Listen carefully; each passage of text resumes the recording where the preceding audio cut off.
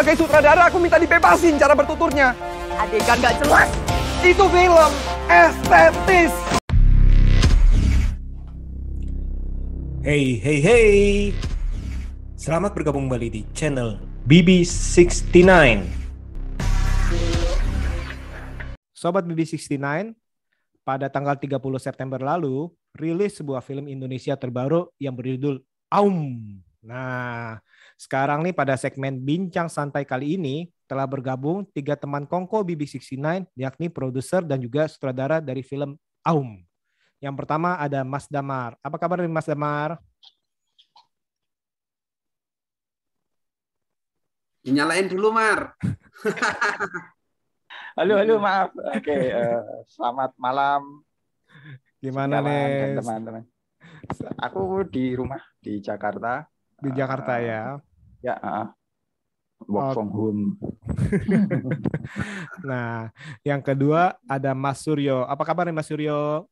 Halo, kabar sehat, baik. Sehat ya. Nah, yang ketiga ini ada Mas Bambang Kuntara atau yang sering dikenal sebagai Mas Ipung. Apa kabar nih Mas Ipung? Halo, baik. Terima kasih sudah diundang di acara ini. Ya, kita nanti ngobrol. Iya. Kemarin soalnya suruh nih nonton film Aum nih. Wah, saya langsung kebut tuh pagi-pagi waktu kemarin langsung nonton. Nah, sekarang nih ada beberapa pertanyaan yang saya pengen ngobrol-ngobrol santai nih ya. Misalkan nih, saya mau tahu nih ceritanya gimana sih sampai bisa proyek Aum ini terlaksana nih dari awal sampai diputar di bioskop online. Kira-kira siapa nih, Mas Suryo apa Mas Damar atau Mas Ipung? Gini. Awalnya itu kan saya punya ide di tahun 2017. Itu baru ide ya. Ide di 2017, kemudian 2018 tuh bingung mau ngapain nih sama materi ini gitu. Nah, terus aku ketemu Damar, kebetulan aku ke Jakarta terus ketemu Damar, terus kita ngobrol ini mau ngapain ya ini. Nah itu sama Damar itu kemudian mikir tuh dia mau ngapain film ini, mau yang paling sulit kan mikir gimana ya caranya ini dapat duitnya.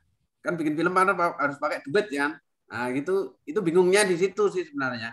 Kalau masalah ide sama kreatifnya itu udah ada. Tinggal duitnya ya nggak ada. Biasanya gitu. Dari situ aku awalnya ketemu Damar.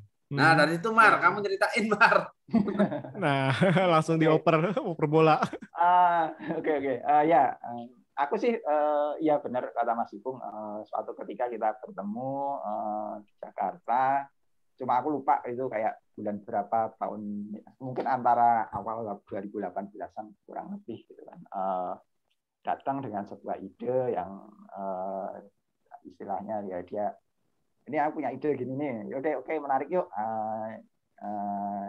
Kita join lah istilahnya berdua. Waktu saat itu masih berdua aku dan Mas Ipung, terus memikirkan nih benar bahwa kita nyarinya gimana ya, nyari dananya, dana produksinya. Terus akhirnya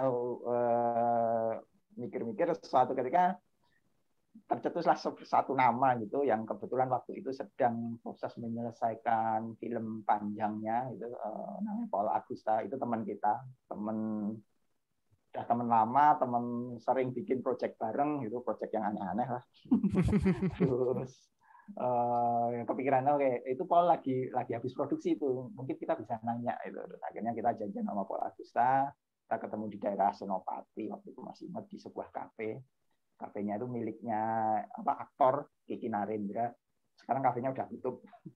Terus kita ketemu di situ sama Paul, ngobrol, kita present nih, kita punya ide ini dan wah ini menarik banget dan dia tertarik gitu. Terus kemudian ketika kita nawarin gimana kalau kamu mau jadi sekalian aja produser Paul gitu kan. Tapi waktu itu Paul tidak langsung mengiyakan, tapi masih benar-benar gitu.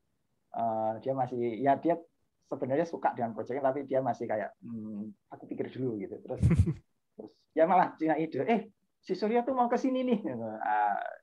Kita ajak sekalian yuk. Nah, Surya datang, kita berempat ya ngobrol, akhirnya Suryo join sejak saat itu, Paul akhirnya juga setuju untuk join dengan pembagian-pembagian yang istilahnya pembagian kerja ya untuk mensupport Mas Ipung yang punya ide dan untuk untuk menuangkan gagasannya seperti apa. Seperti itu. Ya, sekarang lanjut ke Suryo ya.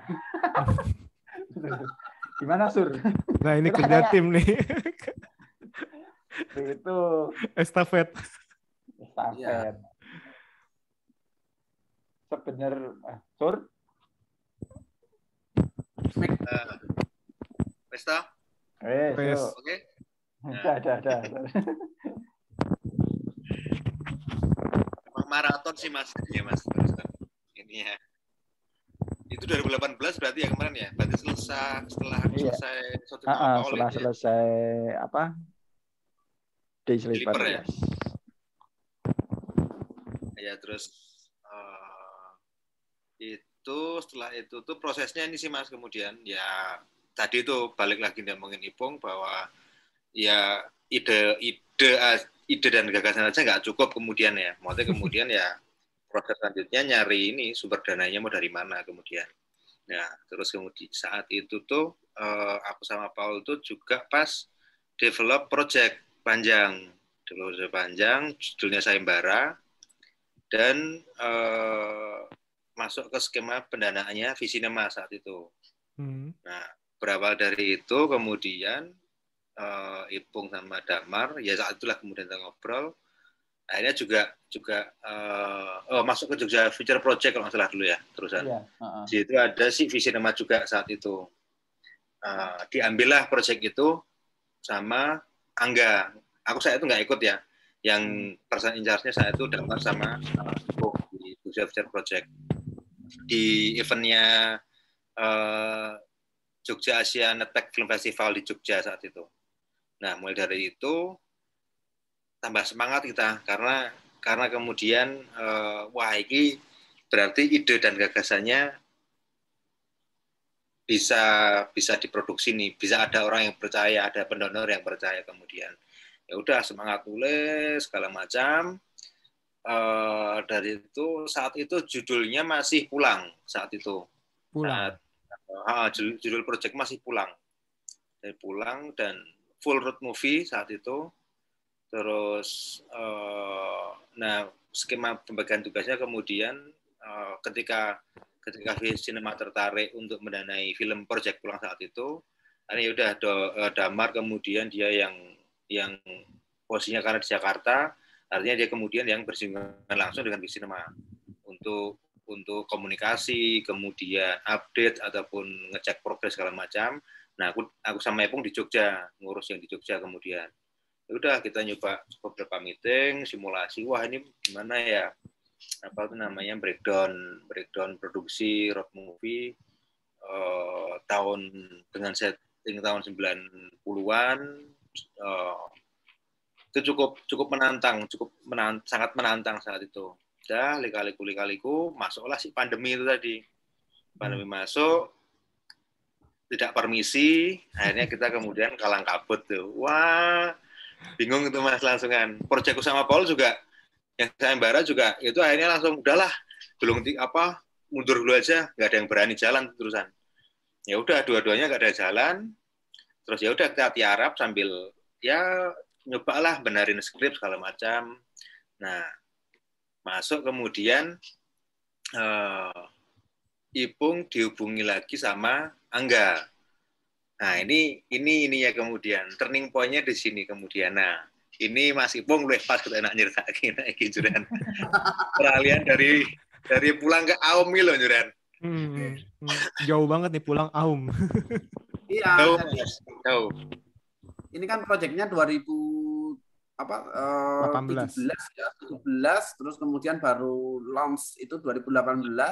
Berarti sekitar 3 tahun lebih ya kemudian proyeknya. Memang perjalanannya sangat panjang gitu. Terus kemudian benar kata Suryo, begitu pandemi, tapi sebelumnya kita 2000 berapa ya Mar? Kita masuk ke Akatara dulu. Itu berbarengan. Begitu Feature Project selesai kita masuk Akatara. Itu tahun di 2019 kita masuk Akatara dulu. Ya. Itu lewat Java Features Project juga lewat Jogja Netpack Asian Film Festival juga. Jadi di Jogja Netpack Asian Film Festival kita dapat 2, itu satu itu komitmen kerjasama dari Visinema pada saat itu masih pakai Visinema Pictures, terus sama Akatara. Nah, kita masuk di 2 ajang pendanaan itu. Habis itu kita karena pandemi, benar kata Suryo, skemanya berubah semua.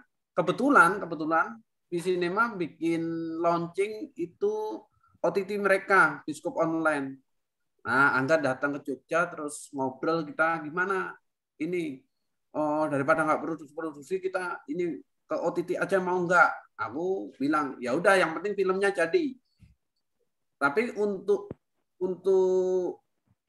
kata Angga sih, untuk semangat itu dia kasih kebebasan ke kita. Kasih kebebasan ke apa itu namanya, ke film ini, cara bertuturnya apapun itu dibebasin sama dia. Ya udah, yang penting kamu bikin film bagus nih. Ya udah, di situ udah muncullah Aum ini, gagasannya dan sebagainya. Karena dulu awalnya kita masih mikirin, wah kalau bikin film yang aneh-aneh itu investornya suka nggak ya? Gitu. Takutnya nggak ada yang mau nengok, ini itulah biasa. Akhirnya karena kita dikasih kebebasan, ya udah sekalian aja, ya jadinya Aum ini itu. Dan Angga nggak keberatan juga, yang penting kamu bikin film yang sebagus-bagusnya lah, yang gitu. Ya udah, aku bikin yang sesuai mauku gitu. Menarik nih, menarik.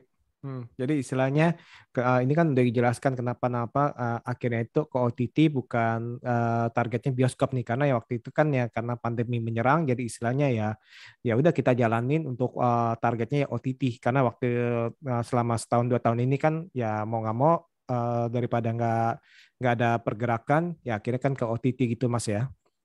Iya, benar. Ini menarik nih. Boleh cerita nggak Mas Ipung nih? Sebenarnya ini ide cerita atau proses pembuatan naskahnya ini dari mana ya?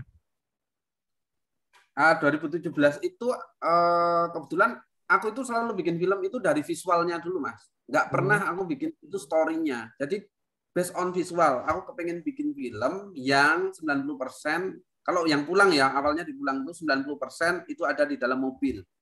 Udah itu dulu. Ceritanya nggak tahu aku. Ceritanya apaan ya yang bisa mengakomodir visualnya. Jadi nggak biasanya kan story, kemudian gambarnya seperti ini. Enggak. Kalau aku selalu terbalik. Aku selalu visualnya seperti ini, cerita yang cocok untuk visual ini apa ya? Gitu. Atau jadi storyboard dulu kali Mas ya, gambar-gambar dulu enggak? Iya, justru aku lebih ke itu dulu. Jadi ini visualnya harus seperti ini nih. Nah, aku ketemu kemudian di 2017 itu aku ngobrol-ngobrol 2018 running untuk script writing gitu. Itu aku inilah partneran sama Ginanjar, Ginteguh gitu. Nah, dia penulis novel juga kayak gitu. Terus ya udah kita nulis yo kayak gitu. Terus dia bilang, aku kayaknya menarik ini Mas. Ini pengalamanku, kakaknya itu dia pernah cerita sama aku, kakakku militer gini. Oh, ini menarik ini. Ya kita bikin ya ini ada kontradiksinya ininya. Nah, itu akhirnya based on itu kemudian dikembangkan sama tim riset kita. Kayak gitu. Nah, sebelum nulis itu aku riset dulu sama ada 2 orang perisetku namanya Seto Wijaya sama Mas Budi Adi. Itu udah almarhum malah udah almarhum. Begitu seminggu sebelum film ini syuting dia meninggal dunia, perisetku itu. Jadi ini salah satu film yang kami dedikasikan untuk dia. Karena tanpa riset film ini juga nggak bisa seperti ini, kayak gitu. Nah dari situ kita riset. Agak lama risetnya itu, kita riset itu dapat support dari apa ya Mas? Dari lembaga lah ya, sebuah lembaga gitu. Terus kami riset, kami udah kelar risetnya, kemudian itu masih skemanya pulang ya riset itu. Nah, tapi tetap temanya tetap reformasi 98 background story-nya. Akhirnya gimana ya caranya mengemas sesuatu yang isu yang kelihatannya berat ini menjadi dengan kemasan ringan. Jadi kayak kontennya itu berat tapi kemasannya ringan sehingga orang nonton tuh juga nggak capek-capek amat gitu loh. Itu sih PR yang dikasih ke teman-teman produser itu kayak gitu.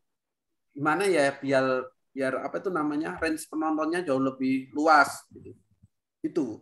Ya akhirnya jadilah Aum ini. Bagaimana kita menertawakan diri kita sendiri sebagai pribadi pembuat film maupun hidup bernegara itu. Nah, itu yang kita tertawakan sebenarnya. Menertawakan diri sendiri. Saya mau nanya, pas waktu ide awal Pulang itu memang udah berfokus kepada reformasi apa gimana? Ya, Pulang itu cerita di bagian pertama film Aum sebenarnya, tapi versi panjangnya. Nah, versi pendeknya ya itu tadi. Versi pendeknya ya yang berapa? 24 menit atau berapa itu ya? 24 menitan itu. Itu Mas. Drastis toh Mas perubahannya. Nah, ini kalian nih Mas Suryo sama Mas Damar nih maksudnya kan ini kan berubah dan istilahnya ini kan cukup sensitif nih istilahnya ya. Tema yang diangkat nih. Itu istilahnya nggak ada dak dikduk nih gimana nih Mas Suryo atau Mas Damar apa beresiko nih istilahnya nanti nggak cuan nih istilahnya.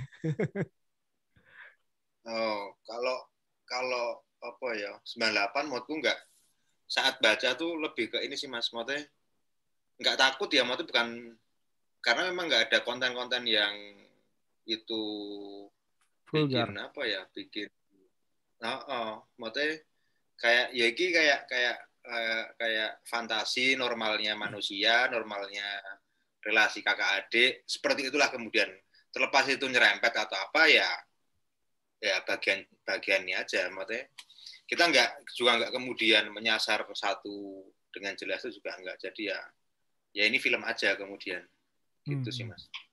Tapi ya itu menariknya perubahan dari yang hampir 90% road movie kemudian jadi bagian pertama di film Aum itu yang kemudian wah ini jadi adrenalin untuk kemudian akrobat tuh jadi dokumentari.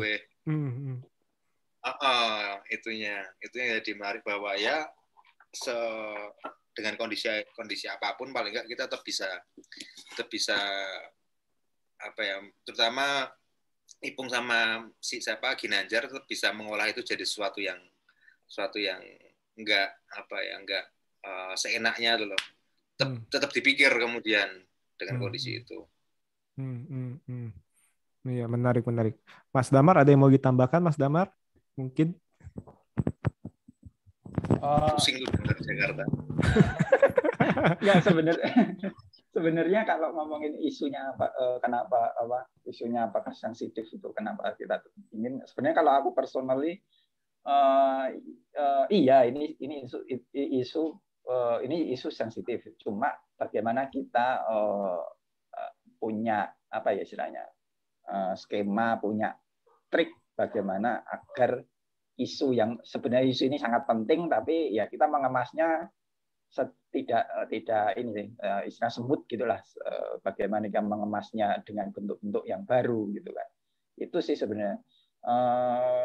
Terus ya makanya kalau misal buat yang sudah nonton kan, makanya kan itu kita membuat bagaimana misalnya tidak menyinggung suatu lembaga itu yang saat ini masih ada.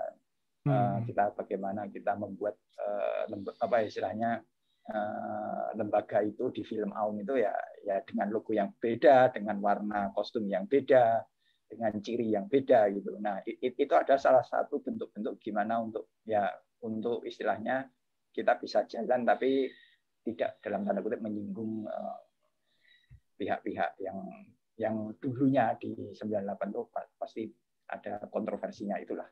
Itu sih, makanya kita benar-benar harus cerdik dalam tanda kutip. Nah, nih kembali ke Mas Ipung nih, Mas Ipung. Yes. Mengaum itu kan biasanya kan dihubungkan dengan harimau ataupun singa ya. Nah, di sini juga kan ditampilin nih ada beberapa adegan nih yang pertama itu adegan harimau di kebun binatang. Istilahnya kan itu kan ibaratnya kan harimau yang terkurung di kebun binatang ya, terkurung di kandang walaupun ya, kesannya dilepas, dan ada juga harimau dalam bentuk tarian. Sebenarnya itu ada makna nggak sih dari adegan itu? Ya, sebenarnya kami mengambil judul Aum itu, kan itu memang benar, itu adalah representasi suara harimau. Suara harimau itu kami nilai sebagai suara lantang untuk bersuara, kayak gitu.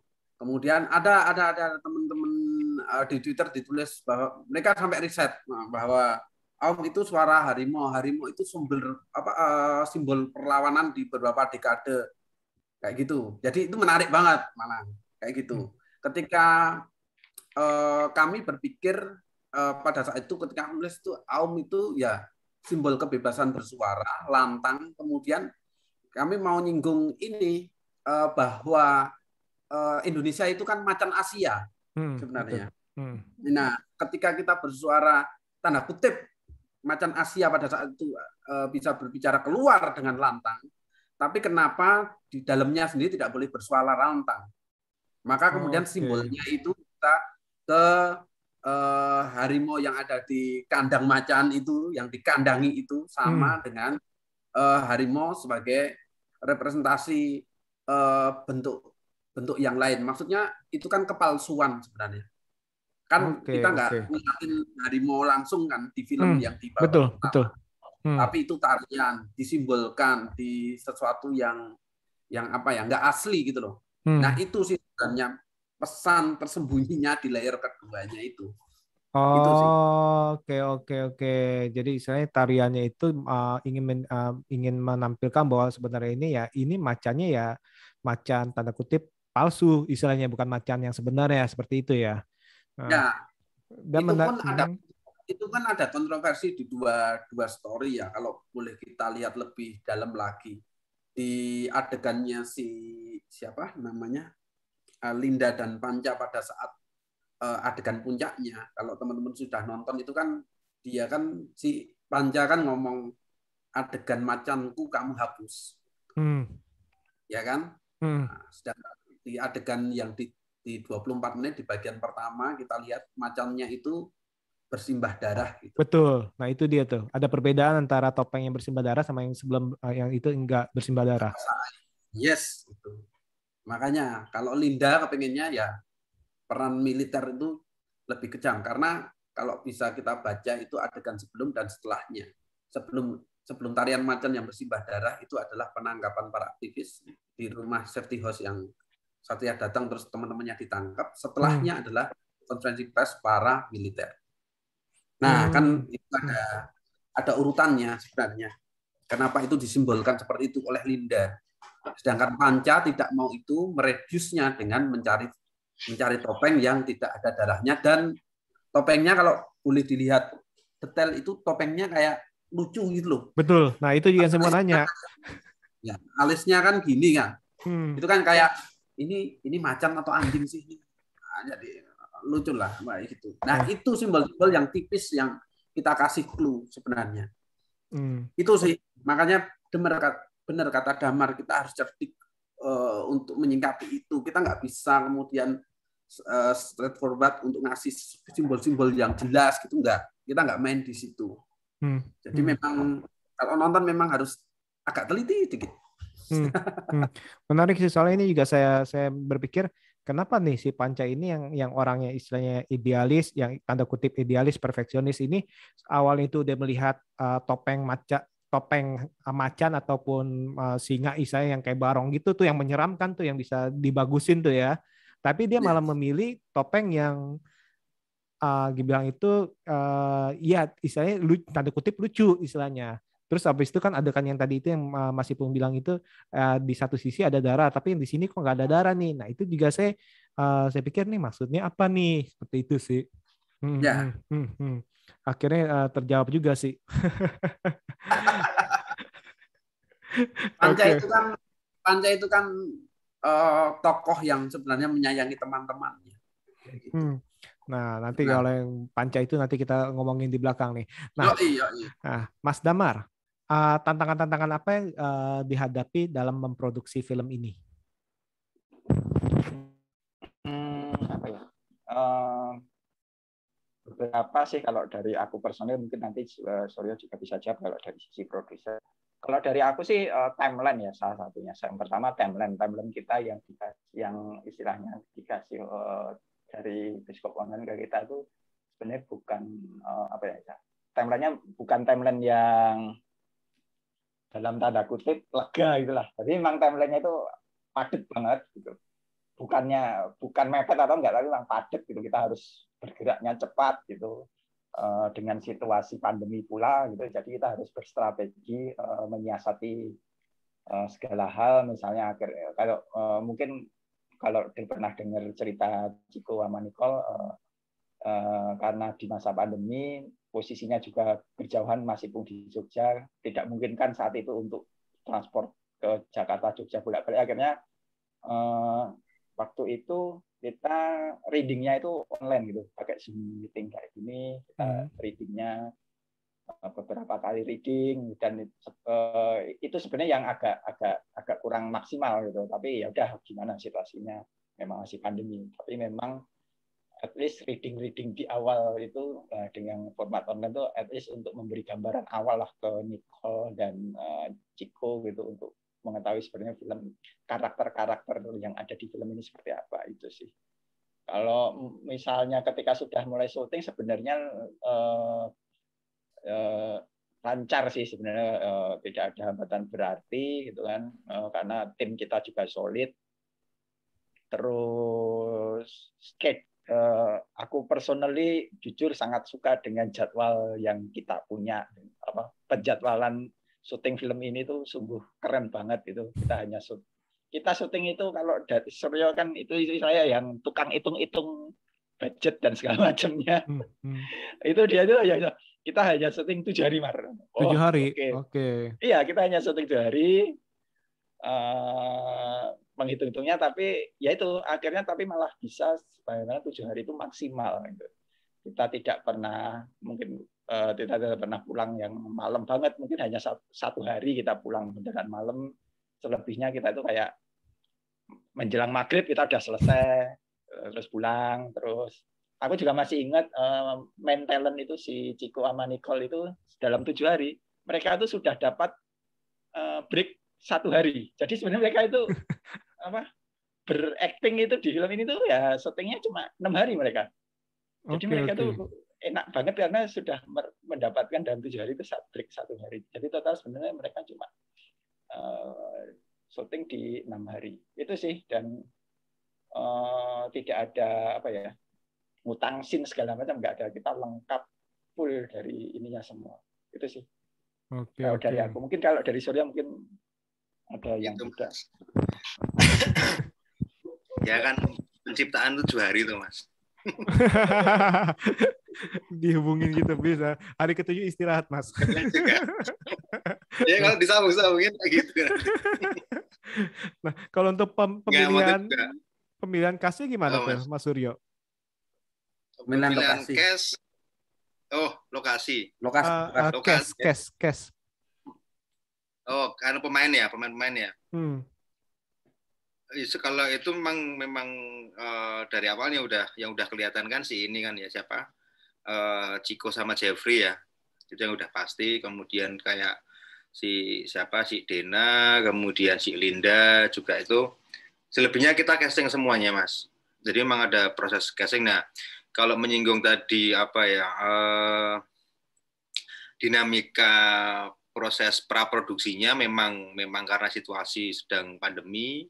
Terus kemudian kita memang dari awal pengen coba seefektif mungkin ya. Jadwalnya kemudian menjadi padat sekali dalam 1 bulan itu, padat sekali.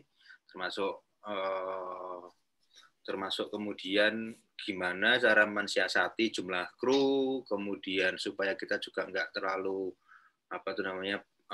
over di budget, tetap efektif. Itu sangat intens ya dialog dengan tim kreatifnya ya, dengan Ipung, dengan Ujel sebagai DOP, dengan Nanda sebagai tim artistik.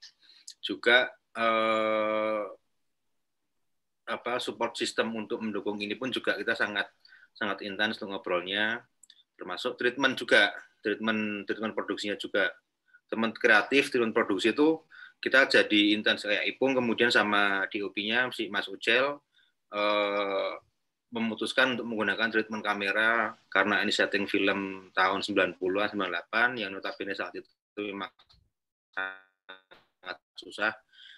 Itu yang kemudian dimasukkan, visi misinya itu dimasukkan ke tim produksi sama tim kreatif, gimana supaya logika itu bisa jalan nih. Nah ya kemudian itu yang menjadi salah satu landasan saya untuk bikin timeline, termasuk ke gimana ya biar kita ngerasain deg-degannya tuh seperti apa ketika produksi, termasuk di lapangan. Terus proses casting juga berjalan normal. Cuma saat itu kemudian kita cukup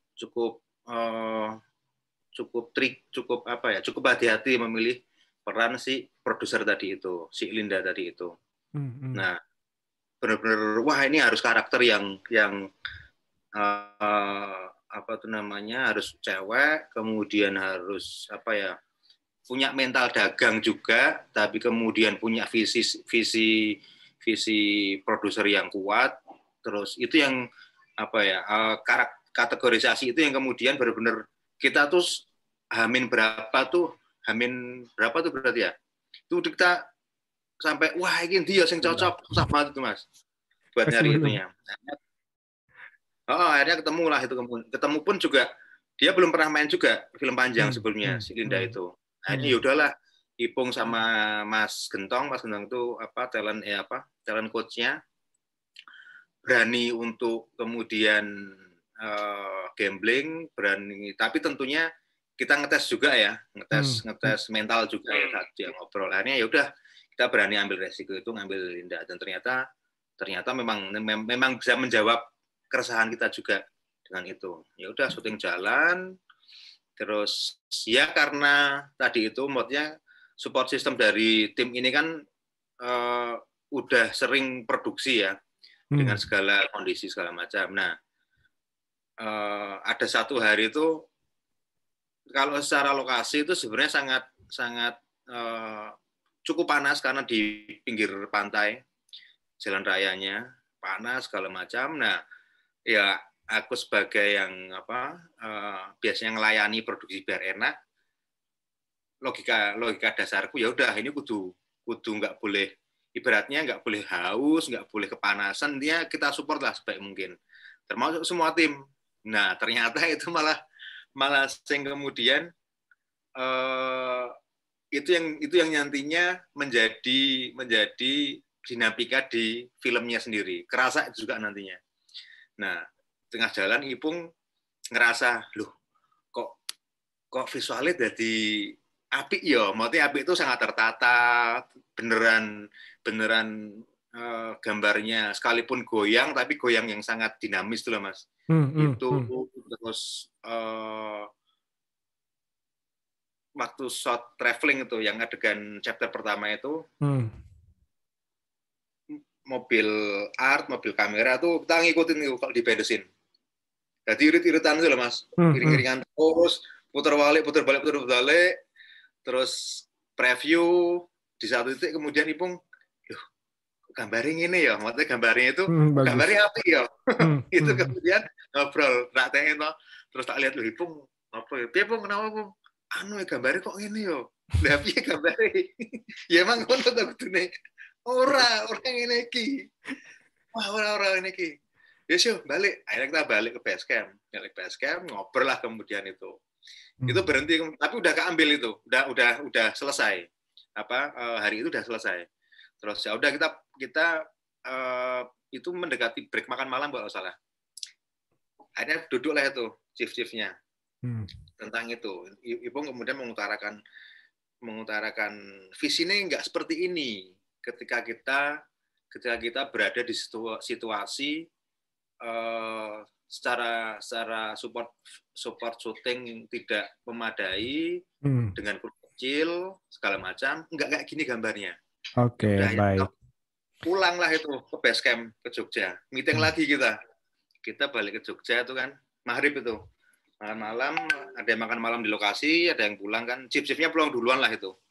Pulang duluan, ngobrol lah kita kemudian. Terus, dah, Bung, ayo ngobrol lagi gimana? Maksudnya biar secara visi di filmnya sendiri itu bisa sesuai dengan apa yang kita pingini. Ya udah ngobrol lah itu kemudian. Ngobrol terus kemudian iki menarik nih kalau Ibu yang cerita soalnya. Karena kemudian karena yang lain tuh secara logika itu niate bikin film sing ya udah kayak biasanya Mas Bernia. Tapi kan kita kayak tadi tak bilang lokasi yang seperti itu panas pinggir jalan dekat pantai, pengennya kan ya kemudian nyaman ke siapapun ya. Nah ternyata berpengaruh itu Mas, berpengaruh ke visualnya. Terlalu bagus. Nah itu yang menyadari Ipung malahan kemudian menyadari bahwa orang kayak ngene iki. Untungnya dia menyadari itu. Untungnya dia sempat juga menikmati syuting yang terjaga loh Mas. Tapi untungnya menyadari. Itu jadi kayak untungnya ada yang sadar. Nah, iki Ipung gue cerita apik gitu Mas Diran. Bener cerita.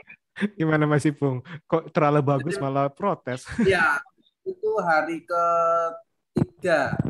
ketiga syuting, kemudian kita ada di jalur selatan Yogyakarta gitu, pinggir pantai bener-bener yang panasnya minta ampun dan ya kita syuting servisnya dari production service itu benar-benar nyaman, benar-benar ya itu benar syuting tuh bener kayak gitu. Ada minuman segar di base camp, udah ada apa semua tersedia, nggak ada yang kurang. Cuman itu berpengaruh ke rasa ya.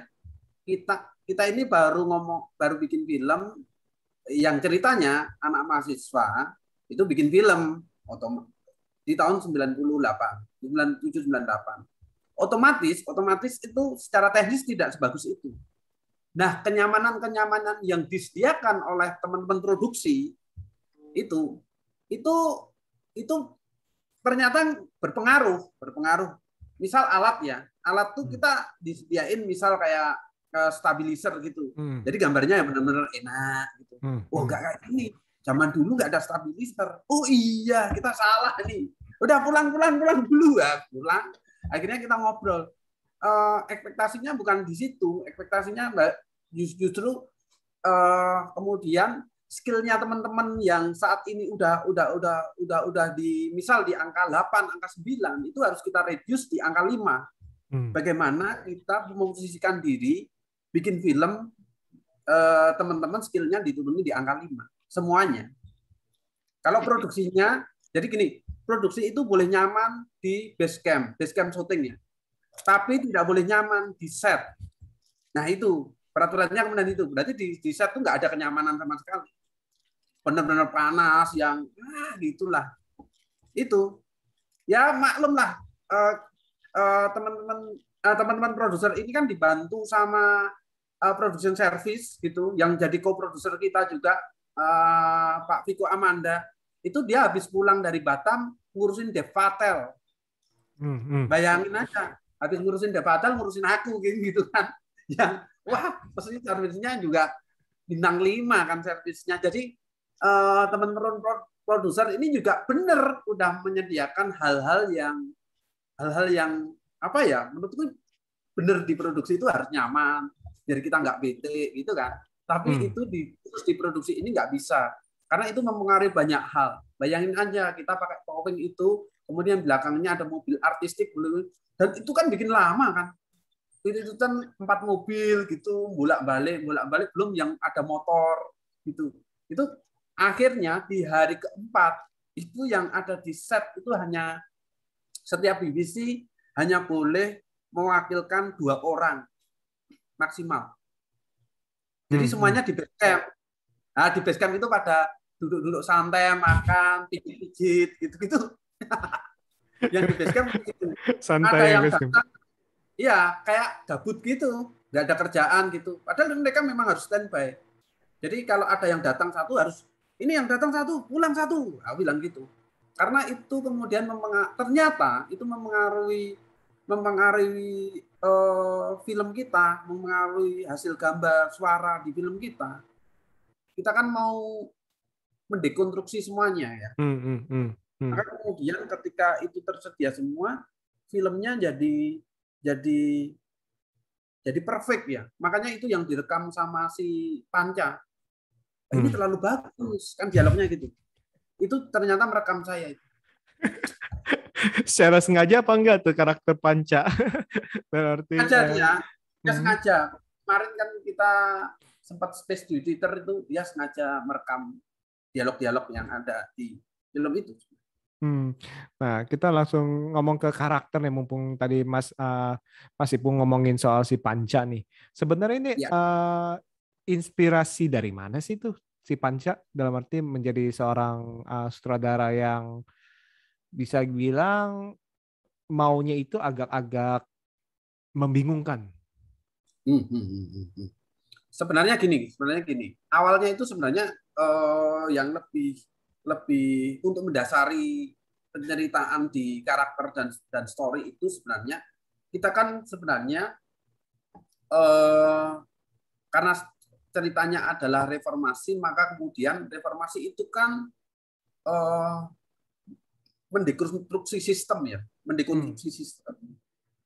Maka kemudian ketika kita bikin film di tahun 98 itu kemudian kita berpikir film itu kan sebenarnya di tahun 98 teknologi baru toh. Maksudnya handycam itu kan masuk ke Indonesia menjadi teknologi baru, semua orang bisa merekam kayak gitu. Nggak semua orang, maksudnya orang-orang kaya, orang-orang yang berduit itu punya handycam, tapi itu budaya baru menurut saya.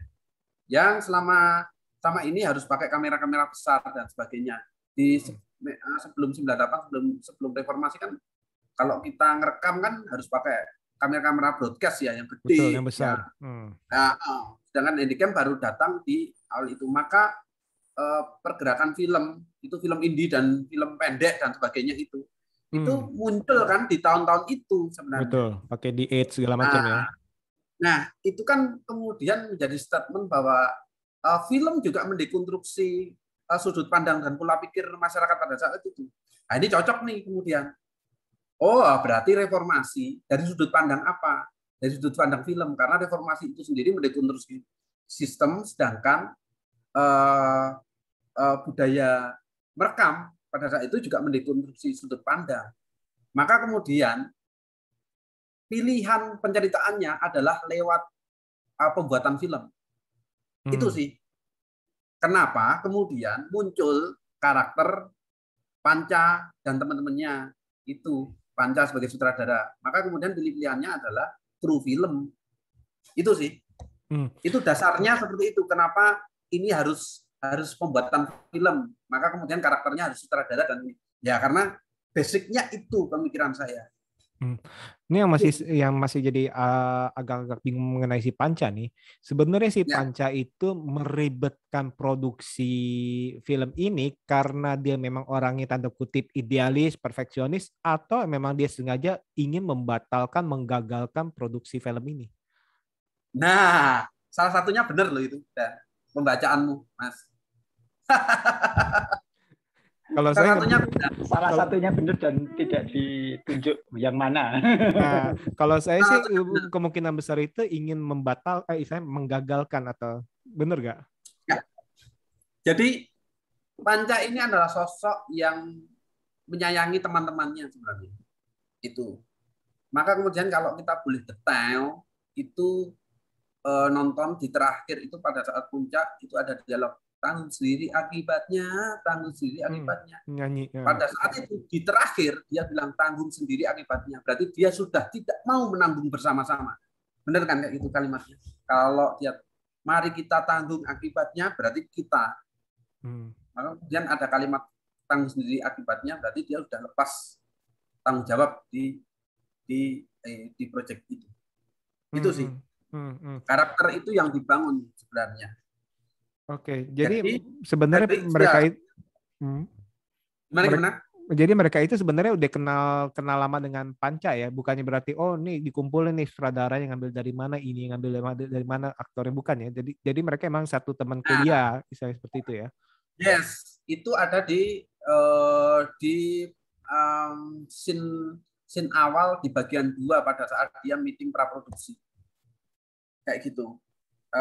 Kenapa itu jadi teman satu kampus gitu? Itu ada dialog si Sony itu, soundman-nya. Mbak, aku mau pinjem dari kampus. Iya, tapi hati-hati ya. Kalau pinjem dari kampus jangan sampai waktunya melebihi itu. Kemudian semuanya itu bilang ke Panca, Mas, pada saat itu pembuatan film itu masih hierarkis banget ya. Jadi sutradara adalah orang yang sangat dihormati sampai sekarang pun kayak gitu. Tapi kami pengen melihatin bahwa ini senior karena selalu dipanggil Mas. Nah, tandemnya lawannya hanya si Linda. Karena Linda tidak pernah panggil Mas tuh. Berarti ini di kampusnya ini seniornya dia. Mereka 2 orang ini. Maka kan mereka di semua adegan nggak ada yang berani sama Linda sama Panca. Itu. Betul. Nah, terus yang saya juga masih penasaran nih, ini nggak apa-apa saya ngomong sama Mas Ipung dulu ya. Nah, ini yang saya masih penasaran ini dengan yang tanda kutip aktor yang berperan sebagai istilahnya tentara yang di tengah tuh, yang istilahnya yang backgroundnya dia tuh brak kaget, marahnya itu marah bener-bener kayak militer. Sebenarnya itu dia itu intel apa aktor? Yang dari cara dia diwawancara pun kan kaku tuh. Kalau saya sih curiga dia intel terus karena pas waktu backgroundnya jatuh itu marahnya bukan marah seorang biasa, tapi nggak mungkin orang yang aktor yang menjiwai sebagai militer marahnya seperti itu. Kemungkinan besar itu kalau bagi saya dia juga intel. Itu salah gak? Nah,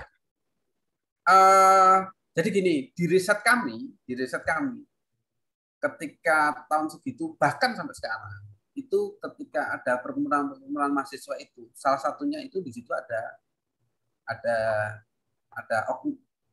intel lah. Jadi jangan kita berempat ini salah satunya intel. Mungkin. Ya, kenapa pergerakan mahasiswa itu sudah sering ada counter attack-nya itu, maksudnya bukan counter attack, sudah diendus itu gara-gara itu. Dan itu kami riset di beberapa kampus juga kondisinya seperti itu sebenarnya. Jadi kami menaruh clue-clue kecil yang kemudian bisa dibaca seperti itu, tapi wilayah intel kan wilayah abu-abu sebenarnya.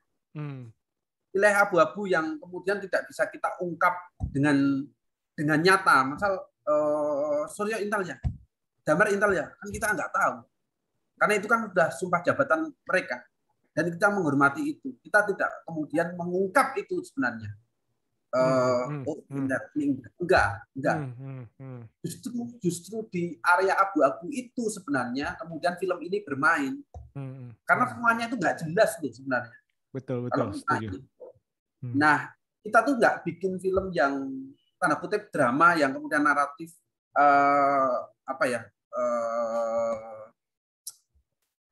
linear gitu, enggak.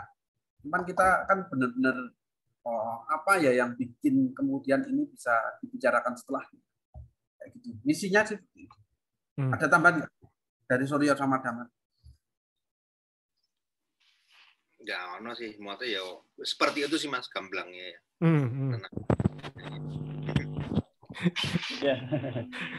Ya sih sebenarnya kenapa istilahnya yaitu tadi ada kaitannya antara kita harus cerdik itu tadi, terus bagaimana kita harus menaruh clue-clue yang super baik apa ya istilahnya tipis-tipis lah kata Mas, tipis-tipis kayak Easter egg ya. Nah, tipis-tipis gitu, yang memang harus oke, ternyata itu kok clue-cluenya itu. Nah, benar bahwa nonton Aum ini memang harus teliti gitu. Bahkan aku juga kayak kemarin ngecek gitu beberapa teman di Twitter gitu yang pengen nonton lagi karena kayak itu toh gitu toh gitu. Terus nonton lagi segala macam. Dan aku masih ingat ada satu sesi draft berapa ya skenario itu sampai aku tuh disuruh Mas Ipung harus cek ya babak 1 dan babak 2 koneksinya gimana gitu. Apakah ini ada yang meleset enggak gitu. termasuk ya itu karena kan kita emang harus jangan sampai ada yang meleset di babak 1 terus babak 2 gitu. Itu emang harus ada semua itu. Aku ngecekin kayak gitu, aku jadi kayak proofreader gitu lah skrip gitu. Ya udah hingga akhirnya ya benar bahwa semua clue itu ada gitu antara di 2 babak itu gitu. Maksudnya ada keterkaitannya gitu di proses itunya gitu sih. Dan perlu tak tambahin lagi. Ini kan behind the scene ya. Jangan lupa. Betul. Linda di awal ngomong, teman-teman ini Paul dia akan mendokumentasikan, bukan mendokumenterkan, ya kan? Kemudian mendokumentasikan proses produksi kita, proses produksinya berarti dia akan bikin rekaman di proses produksinya, sepanjang proses produksi. Jadi kemudian yang jadi agak bahaya itu karena ketika kita itu ngomongin tentang behind the scene, kemudian kemunculan itu bisa tiba-tiba, tidak ada setup-nya. Betul. Karena behind the scene nggak bisa masuk terlalu dalam ke masing-masing kehidupan karakternya. Karakternya. Dia itu hanya ketemu di proses produksi. Nggak bisa kemudian kita ambil gambar pulang masuk ke kampus. Masuk rumah Linda, terus daily life-nya Linda gimana? Nggak bisa. Maka kemudian clue-cluenya sangat tipis. Dari dialog, dari simbol, dari gestur itu sangat tipis karena tidak memungkinkan. Karena kalau kita memberikan sesuatu yang istilahnya ini nih setup-nya kayak gitu. Itu tuh jadi mengkhianati konsep behind the scene-nya. Konsep behind the scene-nya. Jadi hanya menangkap yang terjadi saat itu istilahnya kan. Yes, itu. Maka kemudian penonton juga maksudnya penonton kemudian kami letakkan di posisi mata behind the scene kayak gitu. Nah, menarik. Nah, ini berhubungan dengan pertanyaan saya adalah kenapa mengambil pola atau istilahnya konsep dokumentari? Kan itu kan cukup beresiko nih untuk orang Indonesia ya, karena jarang sekali film Indonesia yang mengambil istilahnya konsep ini. Iya, sekali lagi karena saya memahami sebuah reformasi itu dikonstruksi. Kemudian saya melihat film-film saat ini itu ya kita menawarkan pola-pola dikonstruksi sebuah bentuk film saat ini. Itu jadi pilihan kemudian. Itu sih. Oke. Nah, kalau Mas Suryo dan Mas Damar ini merasa konsep dokumenter ini beresiko atau malah wah ini justru fresh nih, ya kita harus lempar nih. Gimana Mas? Kalau ya tadi Mas yang waktu bilang waktu perubahan dari pulang ke Aum itu ya, itu maksudnya itu kan sangat ini Mas, sangat berubah banget lah ininya 180. Struktur sama bentuk filmnya ya. Tapi kan kemudian tetap jadi maksudnya aku nggak ada soal dengan nanti akan mau komentar atau apa ya. Karena memang toh itu juga kita antara tim ini dengan tim bioskop online sama Wisinema juga udah tahu bahwa akan ada skrip semacam ini. Itu maksudnya itu benar-benar disadari juga sama tim dari produksi ini sama timnya dari bioskop online sama mengetahui. Nah, itu kan yang jadi kemudian paling enggak kita ngasih tawaran bentuk film, bentuk visual yang sangat jarang untuk dikerjakan juga di Indonesia terutama. Dan bentuk itu memang jadi pas di skripnya Aum. Jadi ya udah itu yang jadi wah ini tenan pun ini beneran harus seperti ini, apa tuh nama skripnya? Oh ya seperti ini kemudian. Oke. Maksudnya aku juga tertantang juga. Maksudnya dua skrip yang sangat berbeda bentuk itu sama-sama menantang juga. Karena berubah semua, Mas. Hampir 80% itu sangat berubah. Dan ya udah maksudnya tetap harus kita karena dari awal dulu kita emang udah pengen gimana caranya supaya ide gagasan dari ini bisa terwujud apapun resikonya, akhirnya ya udah tapi juga tentunya dengan banyak dana ini ya, enggak kemudian kita egois harus seperti ini, itu juga enggak. Itu ada proses diskusinya juga dari tim dari Layar Tancap sama tim Bioskop Online, tetap ada ngobrolnya untuk kemudian akan seperti ini gitu. Nah, ternyata memang respon di penonton menjadi hal yang wah ini ternyata mau komentar ya, wah seger segala macam, ternyata ini ternyata tulisnya sama-sama itu. Nah, itu kan kemudian jadi dugaanku mungkin setelah ini akan ada juga, nggak tahu ya produksi mana akan menggunakan kayak semacam ini juga, mungkin akan mulai lagi ada semacam itu sih Mas, buat penyegaran ini ya, penyegaran genre. Kayak gitu. Oke. Kalau Mas Damar ada tambahan, Mas Damar?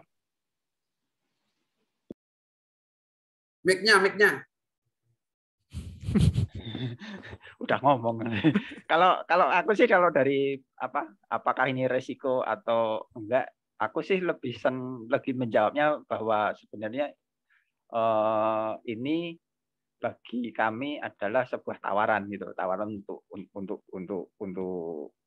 film Indonesia gitu, untuk industri film Indonesia, bahwa kami datang dengan tawaran yang unik dan fresh ini gitu, dan itu sebenarnya misi kami ini kan bagaimana caranya produksi film ini, Aum ini itu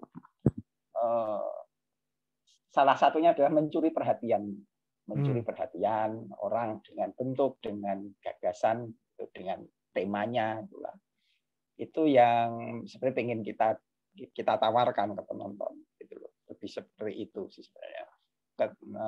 Tapi apakah tidak memikirkan resikonya? Oh iya, pasti memikirkan ada resikonya, tapi resiko itu sedikit istilahnya kayak porsinya jadi lebih sedikit, karena ya ini kita sebelumnya sudah ngobrol dengan Bioskop Online dengan tawaran mau nggak seri, dan itu kita dapat green light kan dari mereka. Jadi dua pihak ini sama-sama tahu apa yang ingin dikerjakan, seperti itu sih. Kalau aku sendiri sebenarnya tambahannya lebih ke bahwa selain bentuk, aku sebenarnya lebih ke soal isu bahwa film Aum ini adalah film yang film yang ngomongin soal produksi film gitu, yang kalau lebih dilihat lagi di perkembangan sinema Indonesia itu lebih jarang lagi dibanding dokumenter kalau menurutku. Ada film ceritanya tentang pembuatan film. Itu film di dalam film. Nah, film ceritanya tentang orang membuat film itu yang sebenarnya lebih jarang lagi dibanding dokumenter kalau menurut aku. Nah, itu yang sebenarnya aku sejak awal, ketika Mas Ipung punya ide Aum ini yang masih awal banget gitu, ketika ada perubahan terus dia mikir bagus nggak ya, terus ngomongin soal film tentang produksi film, ngomongin film propaganda segala macam gitu kan, ya akhirnya ketemu tuh. Oke, terus aku mikir iya ini akan jadi tema yang unik, film Indonesia yang bercerita tentang pembuatan film. Kalau dokumenter mungkin ada beberapa, tapi kalau fiksi kayaknya ya ada mungkin, tapi ya nggak banyak. Itu yang jadi keunggulan kita. Makanya kalau aku personal ya ini tawaran dari segi bentuk, dari segi isu, tema, cerita, dan juga dari itu tadi itu bahwa ini jarang diangkat teman-teman di perfilman Indonesia. Itu sih. Mantap. Nah, sebelum kita lanjut nih, saya ingin bertanyakan pertanyaan selingan nih. Istilahnya, ini apa yang kalian pikirkan saat mendengar kata yang saya sebutkan? Nah, dari Mas Damar dulu deh. Reformasi. Ruwet. Oke. Nah, Mas Suryo, apa yang di dalam pikiran Mas Suryo dikala mendengar kata tak dapat dibungkam? Iya Mas. Oh, responnya. Apa yang dipikirkan pertama? Misalnya kalau mendengar kata tak dapat dibungkam. Bebas harusan. Oke. Kalau Mas Ipung, kalau apa yang dipikirkan saat mendengar kata mengaum? Harimau. Harimau. Oke, simple ya. Oke. Nah, Ruwet. Si Mas Damar yang paling cepat tuh, Ruwet. Oke. Nah, sebelum kita tutup nih, ini ada pertanyaan terakhir nih. Kira-kira apakah ada pesan untuk para sobat BB69 sebelum atau yang akan menonton film ini? Dimulai dari Mas Suryo. Pesannya ya, maksudnya terus-teruslah menonton 2 kali, 3 kali itu Aumnya. Jangan cuma sekali. Nanti nggak paham, nanti nggak puas, nanti harus dipuaskan itunya nontonnya.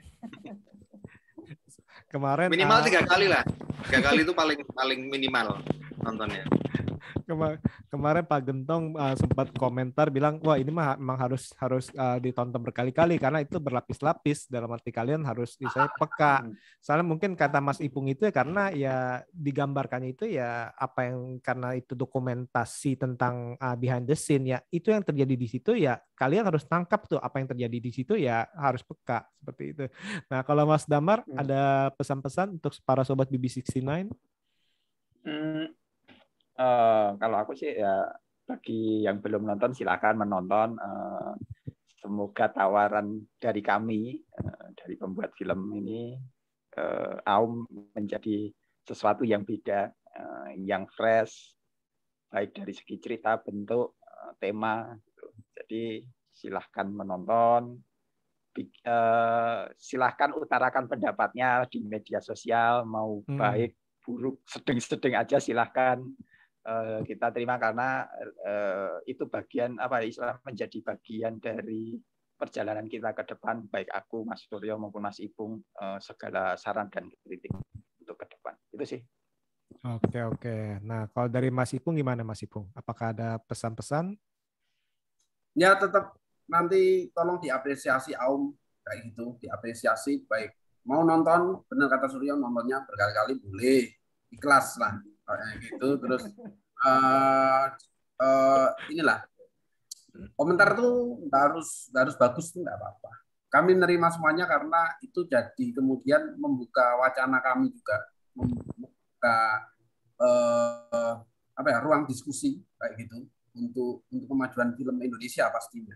Dan semoga setelah berikutnya juga banyak genre yang berbeda di perfilman Indonesia kayak gitu, dan ngikutin ini BB69 nih.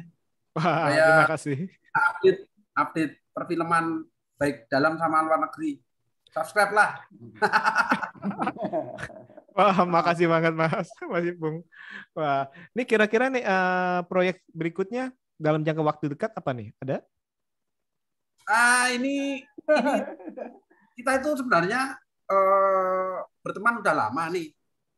Sering jalan sendiri-sendiri. Surya ini mau di Maret ya, Surya Maret mau produksi sama Paul Agusta. Sayembaranya jalan. Saya masih nulis, kebetulan ada present sama beberapa ini ya, kolega gitu. Nggak tahu nih mau berhasil apa enggak, tapi yang penting usaha dulu. Nggak tahu tuh kalau Damar sama Surya ada apa, kalau aku masih nulis. Gimana nih Mas Damar? Ada bocoran nggak? Atau Mas Suryo? Ya, adalah beberapa. Kalau aku personally sama sih.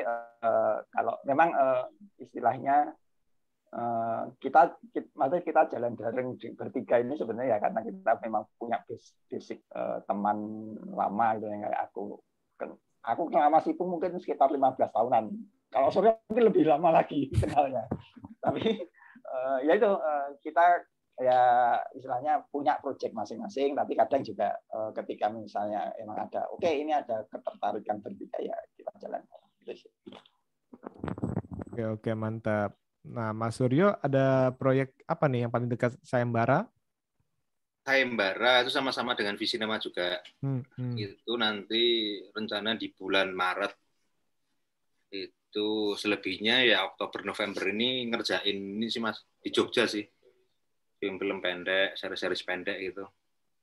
Oke, mantep nih. Kayaknya ini makin kemarin nih geliat perfilman juga sudah mulai ini dengan semakin pulihnya seluruh dunia dan negara kita ini dari pandemi COVID ya. Kita memang berdoa nih, benar-benar berdoa supaya istilahnya sekelar-kelarnya lah COVID ini. Amin, amin, amin. Amin. Oke, ini seru banget nih kita ngobrol ini. Ternyata ini ada beberapa hal yang dibukakan di film Aum ini oleh dari para penggiatnya dari Mas Suryo, Mas Damar dan Mas Ipung nih. Sehingga kita ternyata gini, ternyata kisahnya itu ternyata nggak langsung cepat jadi, ternyata itu udah berapa tahun yang lalu. Iya ini menarik sekali nih. Sekali lagi Mas Ipung, Mas Damar dan Mas Suryo, terima kasih karena sudah mampir ke BB69 Channel, dan saya berharap ini di lain waktu kita bisa ngobrol-ngobrol lagi untuk film-filmnya kalian semua nih. Dan sukses untuk Aum, dan pokoknya tetap mengaum lah. Amin. Terima kasih. Oke, sekali lagi Terima kasih, Mas. terima kasih dan see you. See you.